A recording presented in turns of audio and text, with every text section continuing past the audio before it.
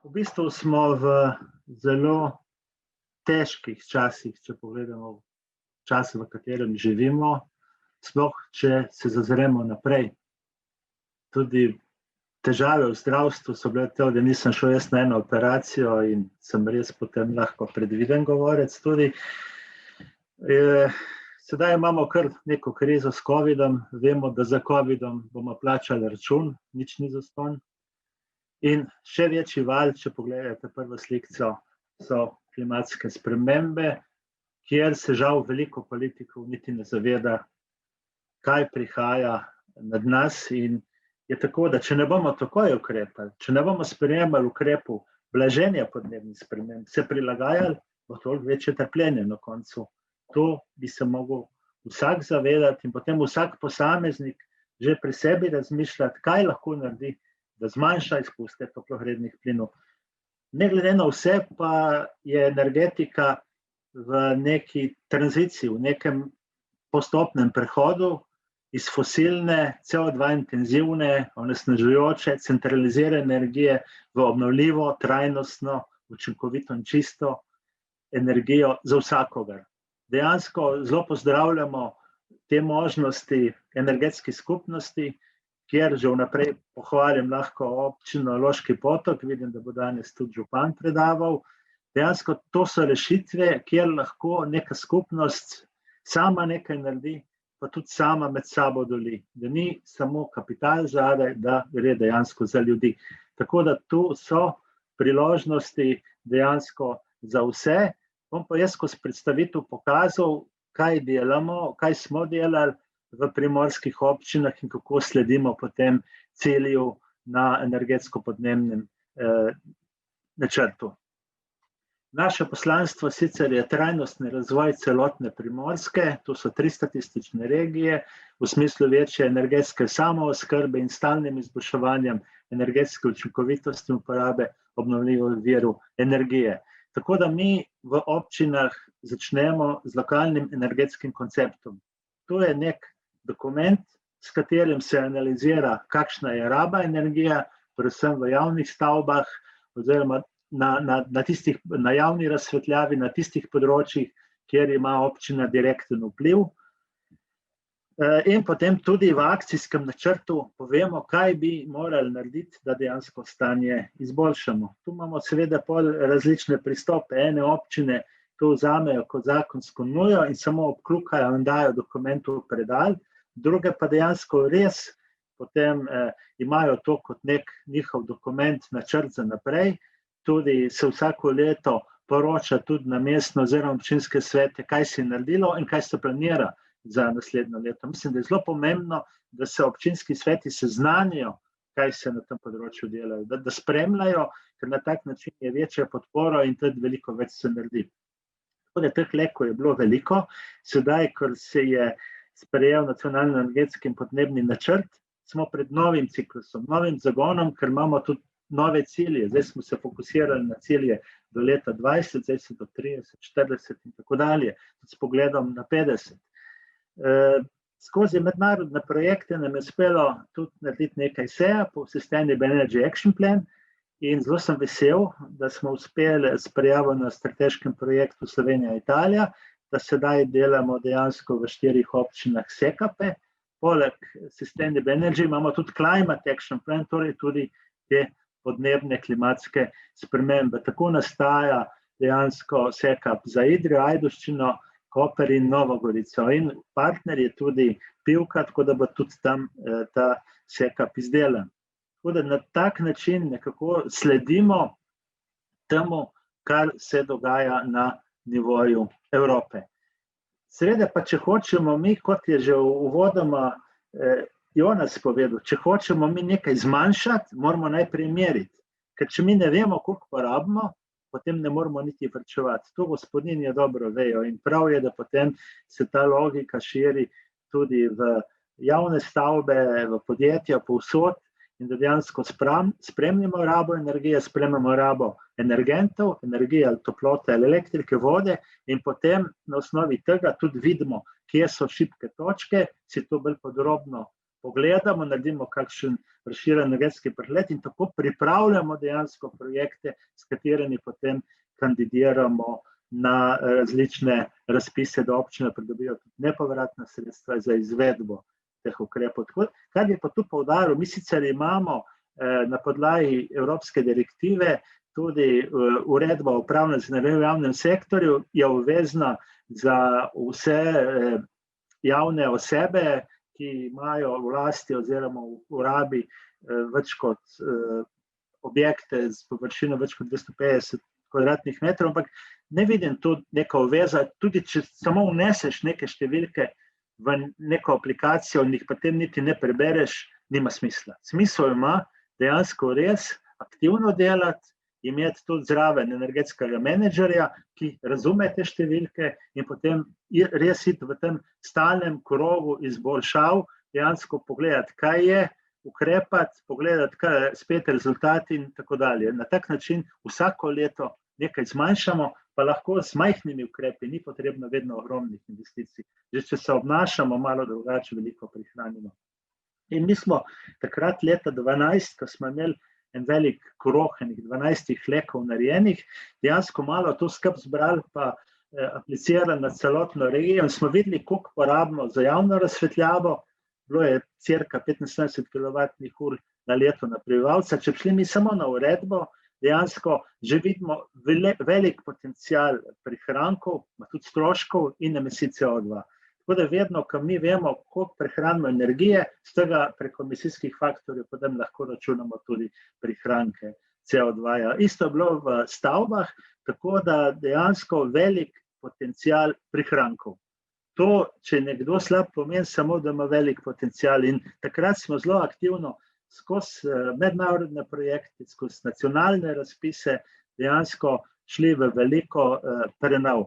Tako da prvi razpisi, ki jih je imelo Ministrstvo za infrastrukturo, so bili celo 100% sofinanciranje upravičenih stroškov, drugi potem 85%, tudi ne vsi. In tu vidite, da dejansko koliko občin je, koliko investicij je izvedlo in dejansko prihranek, če gledamo na emisijah, s tem, ko smo merili prihranke pri energiji, dejansko 2227 tisoč ton CO2 na leto manj. To je konkreten dejansko prispevek vseh teh občin k zmanjšanju emisij toplogrednih plinov. Uspešni smo bili tudi z enim projektom obnovljive vire energije v primorskih občinah švicarskega prispevka, tudi dejansko kar nekaj ukrepov in v kotlovnicah, kjer smo menjali fosilna goriva, predvsem z biomaso, bolj, recimo, če vzamem območje Cerkno,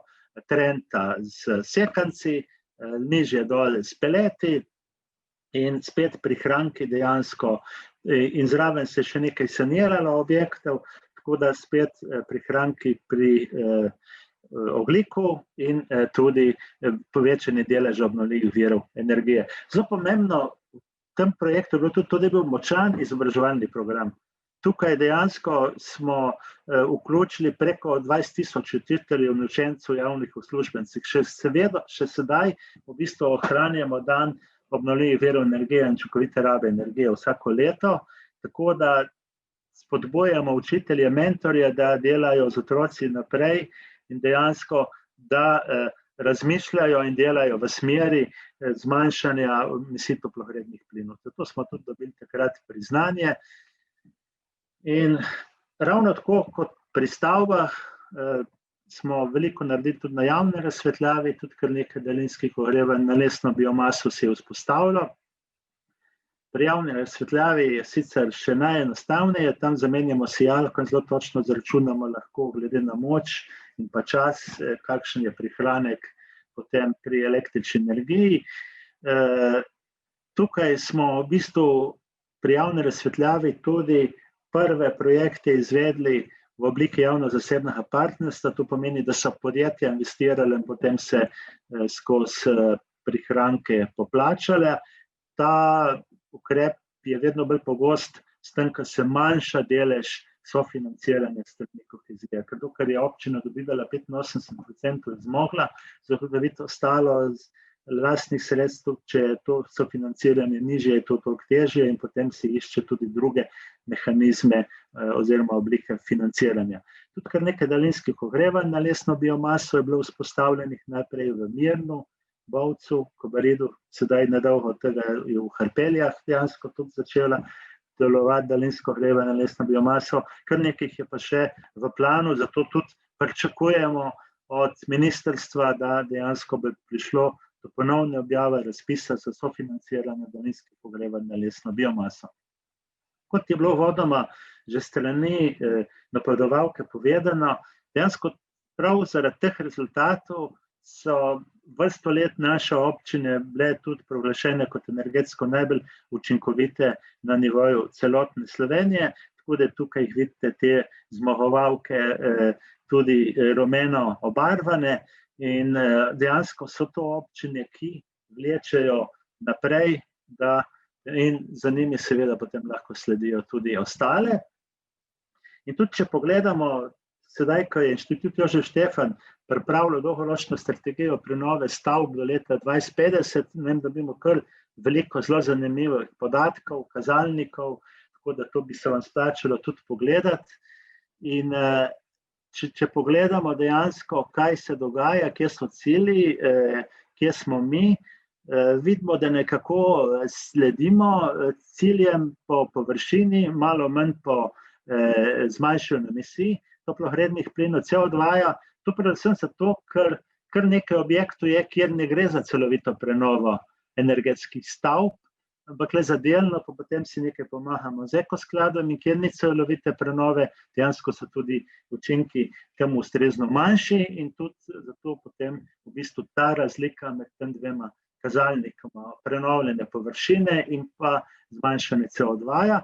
Če pa pogledamo spodnjo tabelo, vidimo, kako občine, lokalne skupnosti prehitevajo državo.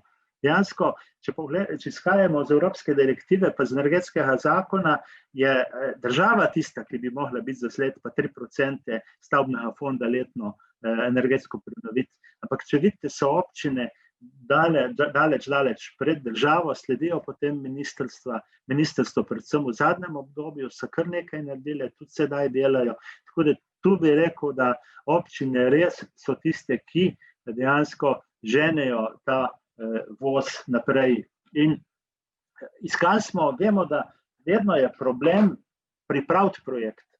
Sej, če mi imamo dokumentacijo pa nek razpis, se bomo zelo hitro lahko obrnili pa tudi uspešno kandidirali. Ampak če mi nimamo projektov pripravljenih, jih je težko potem tudi dobiti vire financiranja. Zato dejansko smo veliko časa razmišljali, kako priti do tehnične pomoči Elena, skozi katero se potem 90% stroškov priprave dokumentacije krije strani Evropske investicijske banke, 10% pa občine. To je zelo mikavno.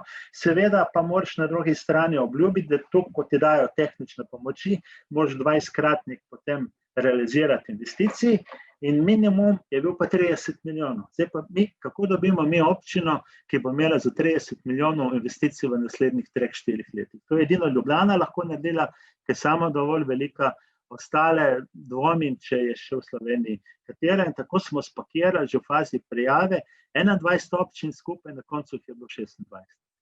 In v teh občinah smo potem dejansko skozi tehnično pomočjo pripravljali dokumente in potem, ko smo imeli mi projekte razdelane, kandidirali na razne razpise, tako da tu vidite zdaj ta končni investicijski program, ki je bil izveden. Mi smo od oktobra 16 do junija letošnjega leta realizirali dejansko 50 milijonov investicij s pomočjo 2 milijona 25 tisoč evrov tehnične pomoči strani Evropske investicijske banke. Tu vidite občine, dejansko spet se ponavljajo tiste občine, ki so vedno malo v spredju, tudi vidite zadaj potem po samih deležih investicij. In dejansko spet kar nekaj narejenega, če pogledamo rezultate, dejansko kar 8.171 tisoč ton CO2 letno prihranek z izvedenimi ukrepi, šlo pa je največ za javne stavbe, predvsem občinske stavbe, nekaj daljinskih ogrevanj, nekaj še javne razsvetljave, malo manj še ukrepov s trajnostne mobilnosti in en projekt je bil tudi povečanje energetske učinkovitosti na komunalni infrastrukturi. Tako da, če vidite dejansko pri javnih stavbah, v planu smo sicer imeli 90 stavb, na koncu smo jih realizirali 77, ampak kar 130.447 kvadratnih metrov. Potem pri daljinskih ogrevanjih 12 dejansko projektov, 49 novih objektov se ogreva na lesno biomaso, 8 prenov javne razsvetljave, zamenjenih več kot 10.000 svetilk. Pri trajnostni mobilnosti smo pa dejansko 19 polnilnih postaj, pa 3 e-buse, pa 8 e-avtov realizirali. Tako da to je potem rezultat tega in mislim, da kar velik prispevek občin, županov in veseli smo tudi, da se naše občine, naši župani vključujejo v Covenant of Mayors, konvencijo županov na nivoju Evropske unije. Tam tudi lahko potem lažje pridejo na kakšno konferenco, izmenjajo izkušnje, pridejo v kakšen mednarodni projekt in tako se dogaja to, kar je bilo tudi prej vprašanje, kako naše občine bi lahko sodelovali s finskimi občinami, najlažje se ulovijo v kakšnem mednarodnem projektu in tam stečejo izkušnje. Potem pa stečejo tudi med našimi občinami naprej. Tako da neka pot je, kako te dobre prakse širiti po Evropi. Pred časom, če gledamo še tiste cilje do leta 2020, smo imeli kar nekaj podpisnikov v Sloveniji, je bilo 37 občin, med njimi kar nekaj naših občin, spet smo jih dejansko skozi različne projekte, bil je projekt Alter Energy, recimo pripravili do tega, da so izdelali SEAP in potem se tudi vključile, pa skozi City and Go tudi še potem 3 občine, tako da je ta številka rasla, pa tudi druge občine po Sloveniji so tu bile kar uspešne.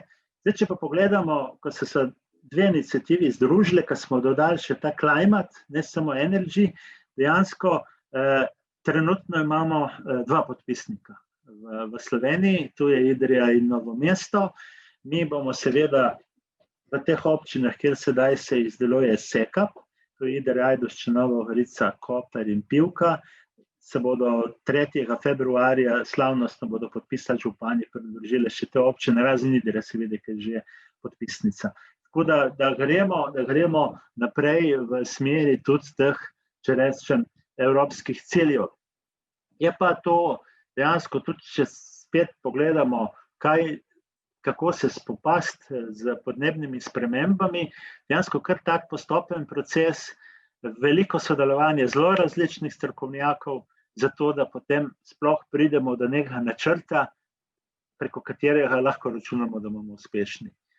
In na eni strani imamo blažitev podnebnih sprememb, na drugi strani imamo prilagajanje podnebnih sprememb, če bomo pa malo naredili, oziroma nič, bomo imeli pa trpljenje. Tako da tu se potem to, kaj izbirati, začne se z nekim osnovnim pregledom, zato da sploh imamo podatke, kot ste v uvodnem predavanju slišali, mi moramo vedeti, kje smo, da potem lahko sploh povemo, kam želimo, oziroma kam bi šli. In tu je pomemben korak, da se izdela ta akcijski načrt za trajnostno energijo in podnebne spremembe, SECAP. In potem seveda pa spremljanje. Vedno moramo, ko nekaj naredimo, spremljati, kaj smo naredili, zato da se stalno izboljšujemo. Poročanje seveda tudi o napredku. Tako da tu nekaj občin smo pripravili do tega, da gredo v tej smeri. Jaz vam postopku ne bom govoril, bral, to si boste itak lahko videli v predstavitvi.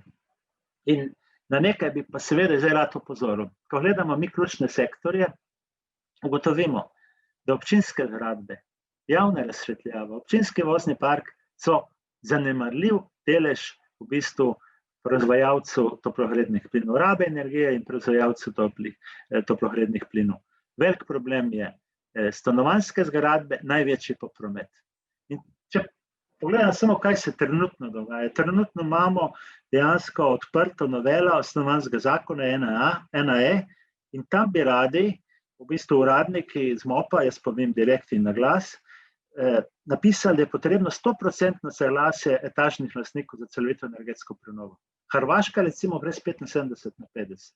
Mi gremo na 100. Vemo, kaj se bo zgodilo. Vedno, ko imamo neko večstanovanjsko stavbo, ki bi rada nekaj naredila, ne vem, postavila sončno elektrarno na streho, vgradila toplotno črpalko za ogrevanje, še fasado prenovila, dejansko 100% soglasje. Tam so etažni lastniki, ki niti ne živijo, ki jih ne zanima, lahko si kakšno odprto, kakšno vprašanje dedovanja, torej zelo malo projektov se bo lahko tako izvedlo.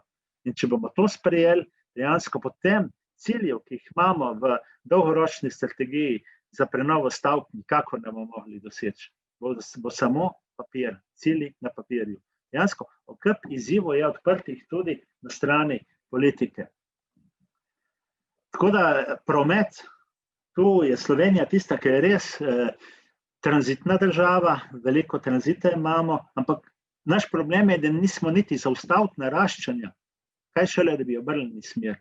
Zdaj mogoče se je, ampak to je posledica covida, ne pa, da bi dejansko na prometu so ogromni izzivi in tu bo potrebno ogromno narediti.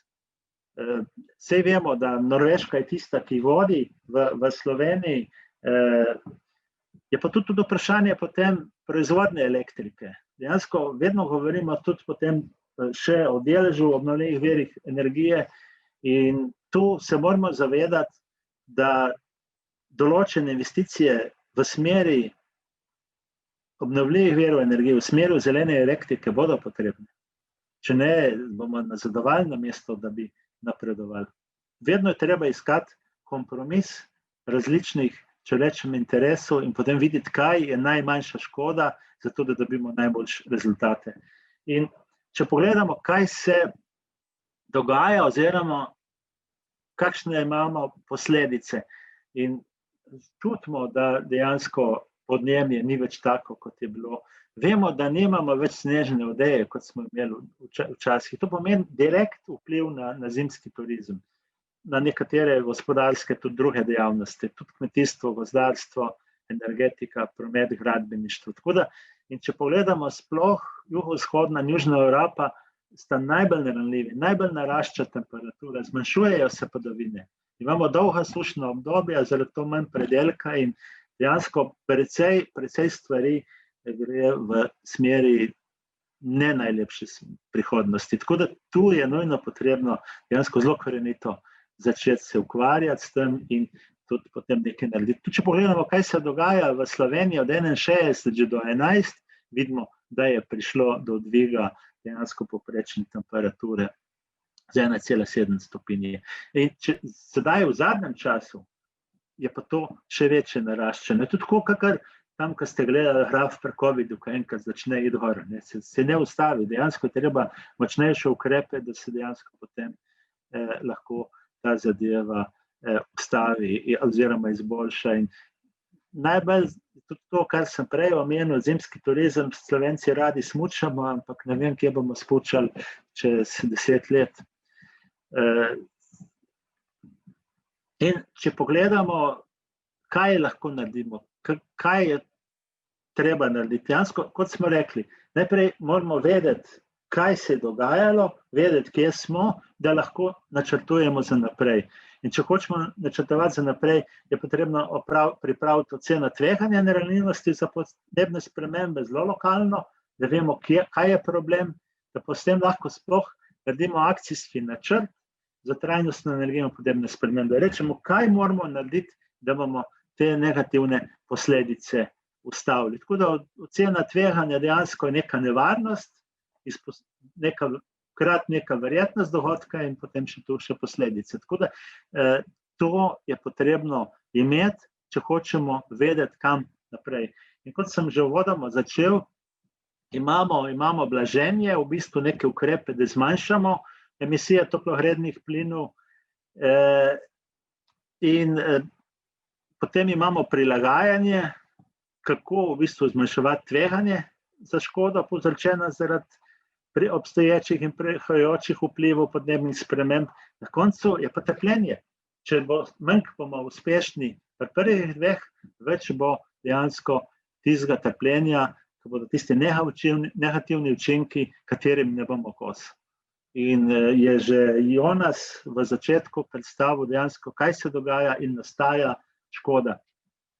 Zdaj, če pogledam malo, kaj imamo na nacionalnem nivoju, energetski koncept Slovenije, ki bi dejansko mogel biti že sprejet, ampak je pač obvisel nekje v tem zakonodajnem postopku, se pa ve, da cilj je 40% zmanjšanje toplogrednih plinov do 2030 in 80% do 2050, glede na 1990. To ostaja, to je naša zaveza in malo več k sreči smo povedali tudi s tem, ko smo sprejeli nacionalni energetski in podnebni načrt. Dejansko tu veliko na tem delu inštitut Jožef Štefan, pa tudi drugi vključene institucije in imamo 4 področja, področje razogljičenja, energetske učinkovitosti, energetske varnosti in tudi notranji trg in seveda pomembno je tudi, da se namenja sredstva za raziskave, inovacije in konkurenčnost. Ker če ne bomo v bistvu imeli, če se nam tam zadeve ustavijo, da ne bomo imeli novih rešitev, bomo spet gospodarsko zaostajali. In cilji dejansko, ki so na nivoju Evropske unije oziroma na nivoju Slovenije, jaz se spomnim tam 15-20 let nazaj, mi smo rekli, ima obnovljivi vir, mi imamo take potenciale, lahko dosežemo više cilje, kot jih ima Evropa. Dejansko leta 20 smo bili v zaostanku tam slabe 3%. In tudi, če pogledamo zdaj obnovljive vire, Evropa ima 32, mi 27. Tudi učinkovita raba, dejansko tu smo malo bolj ambiciozni, vendar, kot sem prej rekel, če ne bo podpore, zakonodajne podpore, da se bodo odpravljali zakonodajne ovire, administrativne ovire, če ne bo nekih spodbud, cilji ne bodo doseženi in to moramo se zavedati. Tako da so pa cilji dosegljivi z v bistvu res sodelovanjem vseh akterjev in bi res rabili na nekem nacionalnem nivoju dejansko to, da bi ta koordinacija stekla. Mi imamo ogromno posameznikov v Sloveniji, ki so uspešni na področju zmanjševanja ogljika, ampak manjka pa nekaj na vrhu, neka koordinacija. Tudi, če povem, v Sloveniji nas je 7 lokalnih energetskih agencij. Dejansko vsaka po svoje se trudi za svoje občine, manjka večja povezava s pristojnimi ministrstvi, da bi lahko več naredili. Tudi bi jim povedali z prakse, kje so problemi. Jaz vem, da je nekdo na vrhu, ki dela strategije, ki piše zakonodajo, ne vidi tistih malih projektov, s katerih se dejansko gradi prihodnost. In tudi, če pogledamo dejansko, ker se sprašujemo, ali vemo, kje smo, kaj merimo, kako ne, Inštitut Jožef Štefan je dejansko izdelal podnebni semafor, tako da vsaka občina malo vidi potem, če tu imate tudi link, tako da se lahko malo pogledate, vidite, če je vaša občina gor, zdaj ene so spet bolj pridne, ene manj pridne, pozivamo občine, da se priključujejo, ker dejansko neka podobna zgodba, kot ste videli na Finskem, že če si gor, pa če malo gledaš, pa se primerjaš s sosedom, začneš razmišljati, pa lahko z majhnimi ukrepi, takoj par procentov se izboljšaš. Tako da to sigurno je za pozdraviti in iti v tej smeri.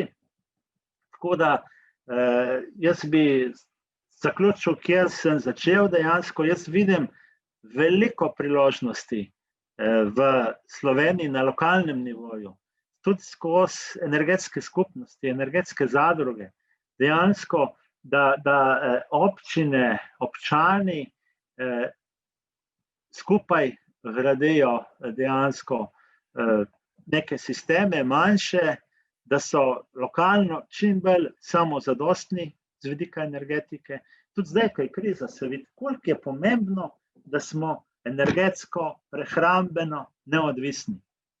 Moramo skrbeti za to, moramo vedeti, kje so naši resursi, kaj v danem okolju imamo, kakšni so naši viri, kako jih učinkovito in trajnostno izkoristiti in potem na tem delati. Na tak način dejansko bomo šli v ta pravi smeri, v prihodnost in ne nazaj dejansko v preteklost. So pa ti izzivi pred nami, dejansko pojavljajo se ti procesi dekarbonizacije, digitalizacije, ma tudi decentralizacije in demokratizacije. In tu vidim to priložnost dejansko teh malih skupnosti, kako so lahko uspešne, če se med sabo povezajo. Mali ljudje, če se med sabo povezajo, lahko dosežejo velike rezultate. Tudi male občine, kar smo pokazali skozi projekt Elena, če se povežejo, so zelo velike in dosežejo zelo velike cilje.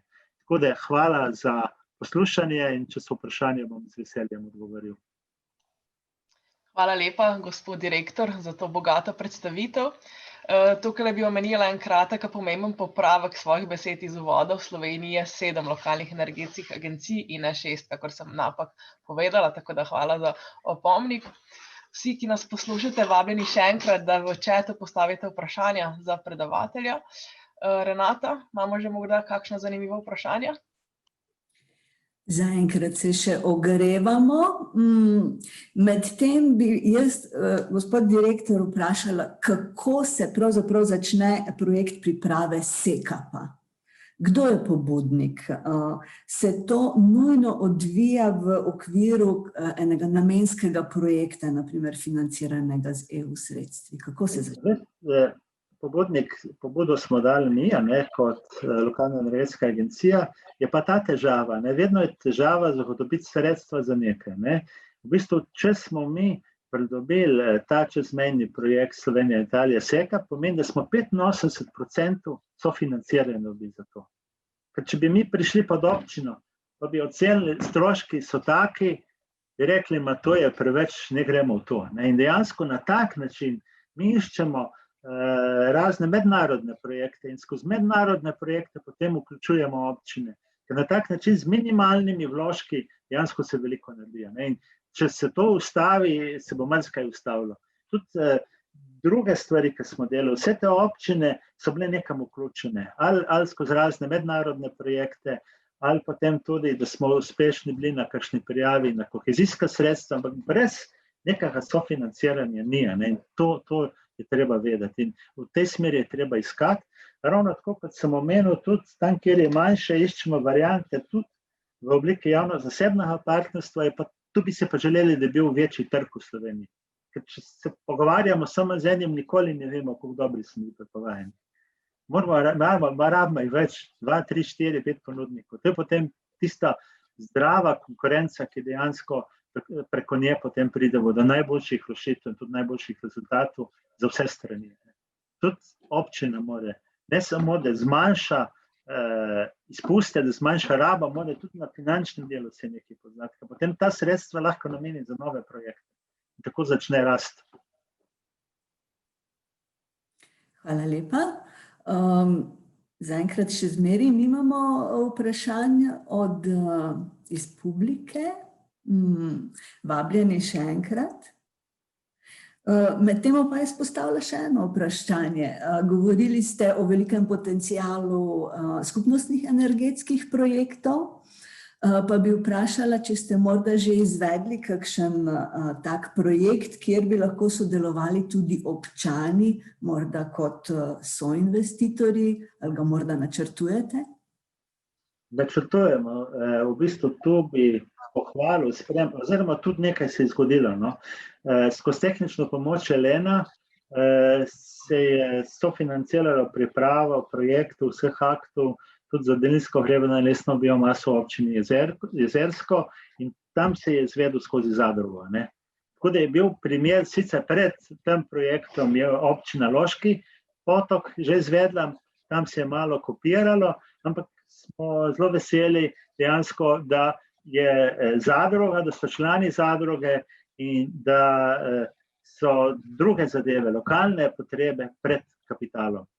In to je na Jezerskem se zgodilo. Pripravljamo pa sedaj projekt skupaj z mestno občino Koper.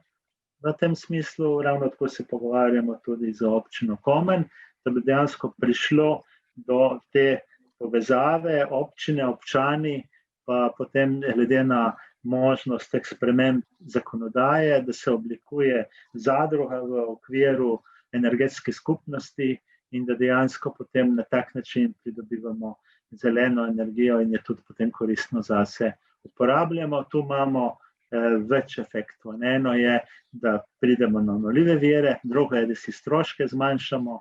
Tako da tu so izzivi in to mislim, da je prav naša naloga, ker v bistvu mi imamo javne ustanovitelje, ne, in zelo tesno sodelujemo z občinami, da bi šli v te rešitve in kjer je to možno, da bi tudi v teh okvirih čim bolj lokalno dejansko poskušali biti energetsko čim bolj samozadostni. Hvala lepa. Tukaj imamo, zdaj smo se pa začeli ogrevati, tako da gospa Nevenka Bogataj sprašuje oziroma najprej nas obvešča. Včeraj je bil nacionalni posvet izobraževalcev odraslih. Vsi načrti so usmerjeni v nadaljevanje obstoječih tematik, okolje, trajnostno krožno gospodarstvo, zelena delovna mesta, ter med 3 evropskimi prioritetami digitalno, zeleno, adaptacijo prepoznava izključno le digitalizacijo v izobraževanju. Če imate kakšen nasvet, kako teme, ki ste jih predstavili, uveljaviti tudi v izobraževanju? Ja, mi v bistvu to delamo preko, ko sem prej pokazal, začeli smo v projektu Obnovljivi viri energije švicarskega prispevka, preko raznih krožkov po šolah, s katerimi preko občin tudi sodelujemo, dejansko, da se izvajajo aktivnosti v smeri tudi učinkovite rabe energije. Vemo, da otroci so zelo dosledni, če razumejo, zakaj je treba ugašati luči, zakaj je treba to, zakaj je treba drugo. Zelo so dosledni, ko treba ločevati odpadke. In to so tisti koraki v tej smeri. Ravno tako, tudi kar se tiče potem učinkovite rabe energije, da se vsaj v zadnjih letnikih učujo tudi, da vidijo, da spremljajo sami, kakšna je raba energije v njihovi šoli, da se malo primerjajo. Tako da tu je potrebno poleg, če rečem, tistega programa šolskega, čim več še teh izvenšolskih dejavnosti v tej smeri. In zato tudi vsako leto potem organiziramo ta dan učinkovite rabe energije, obnovljivih virov energije, pripravimo nekaj nagrad za najboljše šole, tako da je malo spodbude in dejansko to gre in jaz upam, da bo šel ta COVID mimo, da bo spet lahko šlo v živo. Največ seveda je bilo preko 2000 otrok, je bilo takrat udeleženih, ko smo imeli še švicarske denarje, ker sedaj pa tako imamo vsako leto tam okrog 300 udeležencev, predvsem iz vseh primorskih šol, tudi z Obale, pa Koriške, pa tudi potem gor z doline Soče in tako dalje. Tako da treba je delati in ni samo digitalizacija, ne, to seveda je potrebno, ampak to je neka špica, ne. Ogromno je še spodaj, ki je treba narediti. Ker mi moramo najprej nekaj bazo imeti, katero lahko potem izboljšujemo digitalizirano, ogromno je spodaj. In tudi, kot sem prej rekel, mogli bomo bolj ambiciozno iti tudi v gradnjo naprav za proizvodnjo elektrike z obnovljivih virov energije. Vemo, da tudi jaz sem proti nekim velikim projektom, ki precej škode lahko naredijo okolju, ampak poglejte, za mano je akumulacija na mostu na Soči, hidroenergija, jaz sem proti temu, da se podreja, ne. Čeprav bi rekel, vse lahko bi bilo lepše naravno okolje, ampak mi od nekje moramo elektriko dobiti in je bolje, da jo dobimo z hidroenergije, kot da jo dobimo na kakšen drug način in ob tem velike emisije toplogrednih plinov proizvajamo. Tako da dajmo razmišljati v tej smeri, da kaj nam bo najbolje jutri. Naslednje vprašanje od gospe Urše je, kaj menite, da je glavni motivator za občine oziroma župane, da naredijo več korakov v smeri podnebnih in okoljskih aktivnosti? Ja, tako je, ne, sej vsak župan bi rad bil uspešen, kot vsak človek, ne. Sej človek po naravi bi rad bil uspešen. Sedaj vprašanje je, kaj ima v danem trenutku na razpolago, kakšne ima možnosti. In tisti župani, ki so izrabili neke možnosti ali preko mednarodnih projektov, ali da so potem pridobili neka nepovratna sredstva, so tudi marsikaj naredili. Ne. Zato je pomembno, da dejansko Slovenija, da se bori za to, da ima še nekaj časa nepovratna sredstva. Vemo, da namen kohezije ni, da bi trajala večno, ker ti, ko dosežeš povprečje, nimaš več pravice, vendar brez tega bo veliko težje. Ne. Pa čeprav, če smo prej poslušali Finci tega nimajo, pa vseeno so uspešni. Ne. Kako iti naprej, ampak dajo pa sami več za to, tudi z občinskih točno dajo več za to. Ne. Je pa potem stvar prioritet tudi. Kaj nam je prioriteta? Ne. In tudi do županov je, ki gleda tako, da če nekaj naredi, tudi kaj dobija. Ne. Sej, ne vem, neka škarpa nekje se lepo vidi, ampak se samo je bila zgrajena in ne prinaša nič več. Če se pa zmanjša raba, so prihranki. In te prihranke lahko namenja vsako leto spet nekam. Ne. Tako da pač so različni in imamo pa kar veliko županov, ki so veliko naredili in jim gre res čestitke vsem županom, ki so tudi prejemali priznanje energetsko najbolj učinkovite občine, ker župani so mogli stati za projektom, da se zgodil. Sam od sebe se ne zgodi. Mora biti velika volja župana, da nek projekt izvede. Vse mislim, da danes bomo poslušali enega župana in take župane rabimo v bistvu, da imajo ambicije, da se borijo naprej in da potem tudi nekaj naredijo v tej smeri. Hvala lepa. Gospa Nuša Britovšek se vam zahvaljuje za zanimivo in optimistično predavanje in sprašuje glede povezave med pripravo SEKAP in občinskih aktov in prostorskih strategij. Koliko menite, da je tega in ali se vam zdi, da bi bilo treba to izboljšati in kako? Vsekakor je bilo potrebno še izboljšati. Že nov pravilnik o izdelavi lokalno-energetskega koncepta narekuje večje sodelovanje in podporo. Tudi, če gledam te leki, ki so nastajali 10 let nazaj, mi smo samo napisali, kaj bi radi. Premalo smo napisali, kako bomo to naredili. In dejansko zadnji tak lek, ki smo ga mi delali, že po novem pravilniku je lek Nova Gorica, dobite tudi na spletu. Tam je bilo zelo bolj aktivno vključen tudi oddelek za okolje in prostor, zato da imamo konkretne navezave potem tudi na prostorske načrte. Mi lahko rečemo, bi to naredili, bi to, ampak moramo vedeti, kam bomo to umestili, kako bomo umestili, ali bomo lahko umestili. Videti, kaj je sploh izvedljivo glede na dejansko take in drugačne zahteve in omejitve. Tako da, sigurno in drugo, kar pogrešam in kar je bilo zelo dobro, da so pri izdelavi lekov čim bolj vključeni tudi občani. Občani imajo ogromno idej, so zelo pozitivni in dajmo iti, ko delamo lek, tudi z delavnicam do občanov. Ne samo z občinskimi uradniki, ampak pustimo zraven, da so občani in zelo pomembno je, da se stvari večkrat predstavi tudi na mestnih ali pa občinskih svetih in prediskutira, da se dejansko čuti, da je to naš cilj, da je to naš akcijski načrt, da se tam stojimo in da bomo to naredili. Ker če mi samo nekaj napišemo in da je predal, je bilo škoda našega časa in občinskega denarja. Tako da prav je dejansko, da gremo delati leke, ki so res s dobrim akcijskim načrtom za naprej. Ni to, da se gleda kot biznis, pač na hitro zmetaš lek skupaj, pokasiraš za nekaj denarja in potem smo rešili. Dejansko je res vprašanje, kako ga narediti, kako vključiti vse občinske strukture, tudi občane, druge akterje, podjetja, druge organizacije, priti res do dobrega akcijskega načrta in potem pa spremljati vsako leto poročilo na občinski svet. V akcijskem načrtu smo imeli to zapisano. A smo naredili? Nismo naredili. Zakaj nismo naredili? Kaj nas čaka drugo leto? Samo na tak način dejansko lahko gremo v pravi smer. Hvala lepa, gospod direktor. Mi smo izčrpali vprašanja od naših udeležencev. Nika, tebi vračam besedo. Še enkrat hvala gospodu Levanu, direktorju Goriške lokalne energetske agencije za sodelovanje na naši konferenci.